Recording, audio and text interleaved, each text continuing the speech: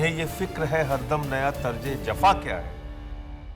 Role, camera, action और dialogue, उन्हें ये फिक्र है हर दम नई तर्ज ए जफा क्या है। हमें ये शौक है देखें सितम की इंतहा क्या है।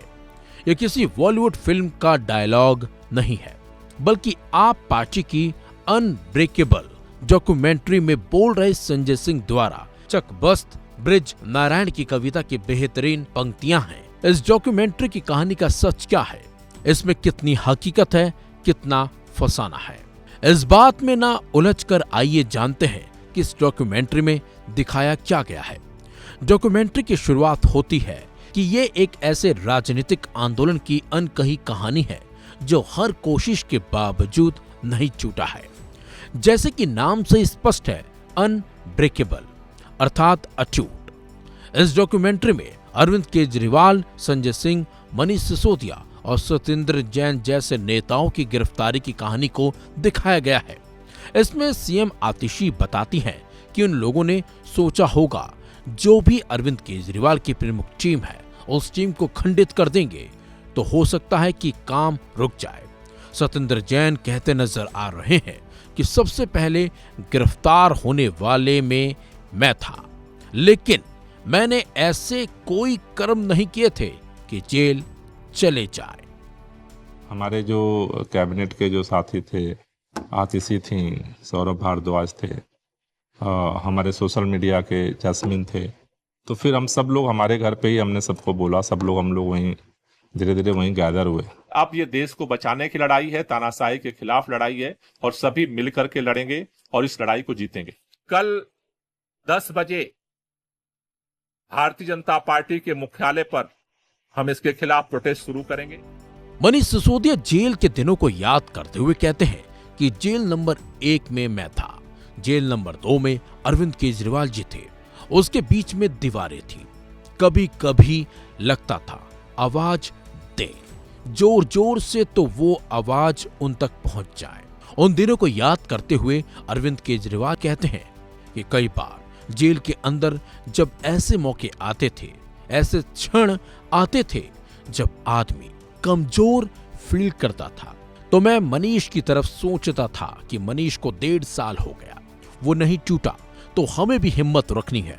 शराब पॉलिसी की बात करते हुए सिसोदिया बताते हैं कि मैं तो खुश था कि दिल्ली में एक ऐसी शराब पॉलिसी बनाई गई है जिसमें एक एक मॉल में 27 शराब की दुकानें थी, वो कम हो जाएगी और सरकार को रेवेन्यू बहुत जबरदस्त मिलेगा। मैं तो खुश था कि अच्छी पॉलिसी बनाई गई है, लेकिन उन्होंने चिल्लाना शुरू किया कि स्कैम हो गया। अगर ये एक अच्छी पॉलिसी को स्कैम करार देते हैं, सीबीआई ईडी से केस रजिस्टर्ड करवाते हैं, तो ये किसी भी हद तक जा सकते हैं। ये लड़के बड़े ईमानदार हैं, देशभक्त हैं, जिद्दी हैं, किसी चीज पे अड़ जाए तो करके रहते हैं। ये क्वालिटीज जनता को हमारी पसंद आई। इस क्वालिटी को वो खत्म करना चाहती थी बीजेपी, तो उन्होंने कीचड़ फेंकना चालू किया, करप्शन किया, केजरीवाल ने पैसे खाए, एक ताना बना बुना गया, लोगों को जबरदस्ती करके स्टेटमेंट्स दिलवाए गए, प्रेशराइज कर करके हमारे खिलाफ झूठे बयान दिलवाए गए।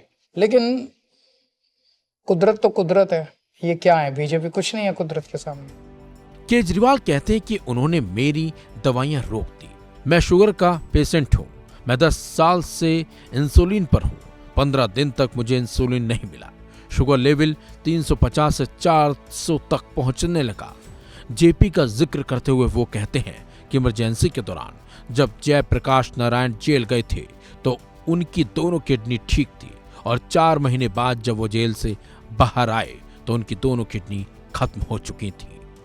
ये बड़ा वो था कि उन्होंने मेरी दवाइयाँ रोक दी। 15 दिन के लिए मैं शुगर का पेशेंट हूँ और 10 साल से मैं इंसुलिन पे हूँ, और 15 दिन उन्होंने मुझे इंसुलिन दी, मेरा शुगर 350-400 पहुँचने लग गया।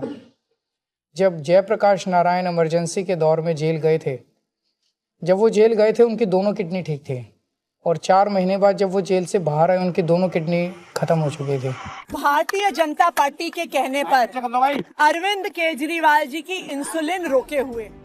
अतुल अग्रवाल कहते हैं कि वो दौर कुछ ऐसा था जिसमें लगता था कि आम आदमी पार्टी अब बचेगी नहीं। राघव चड्ढा बताते हैं कि कई बार ऐसे क्षण आए जब ऐसा लगा कि सब कुछ खत्म हो जाएगा या फिर खत्म हो गया, सब कुछ बर्बाद हो गया, लेकिन हम लोग फिर लौट कर आए। सुनीता केजरीवाल बताती हैं कि मैं केजरीवाल से मिलने गई तो उन्होंने एक मैसेज दिया जिसका वीडियो मैंने रिलीज कर दिया। इस तरह से मेरा रोल धीरे धीरे डिसाइड हो गया।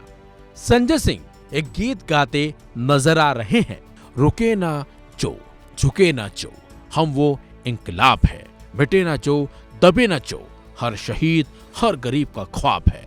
देखिए ये खास रिपोर्ट। रुके न जो, झुके न जो, जी रहे हैं इसलिए कि प्यार जग में जी सके, प्यार जग में जी सके, प्यार जग में जी सके। एक दूसरे का जेल में डालना ये अच्छी राजनीति नहीं है। मैं दिल्ली की जनता से पूछना चाहता हूं, मैं देश की जनता से पूछना चाहता हूं कि क्या केजरीवाल ईमानदार है कि गुनहगार है?